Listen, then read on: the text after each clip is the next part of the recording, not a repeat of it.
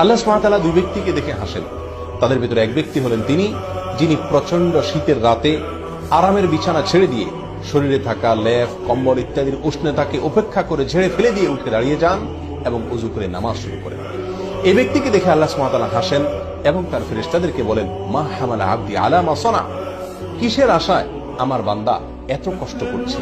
ফেরেশতাগণ তখন জবাবে বলেন, রব্বানা রাজা আমা ইনদাক ওয়া শাফাকাতাম মিম্মা ইনদাক, আপনার কাছে যে নিয়ামত রয়েছে, পুরস্কার রয়েছে, জান্নাত রয়েছে তার আশায়, এবং আপনার কাছে যে শাস্তি এবং জাহান্নামের আয়োজন রয়েছে তার ভয়ে এই কনকনে শীত উপেক্ষা করে আপনার বান্দা উঠে নামাজ শুরু করেছে। তখন আল্লাহ তাআলা ফেরেশতাদেরকে লক্ষ্য করে বলেন, ক্বাদ আতাইতুহু মা রাজা ওয়া আমানতুহু মিম্মা খাফ, তোমরা জেনে রাখো আমার বান্দা আমার কাছে যা আশা করেছে আমি তাকে তা দান করলাম, আর যে আযাব থেকে জাহান্নাম থেকে বাঁচার জন্য যার ভয়ে সে এমনটি করেছে আমি তা থেকেও তাকে নিরাপদ ঘোষণা করলাম।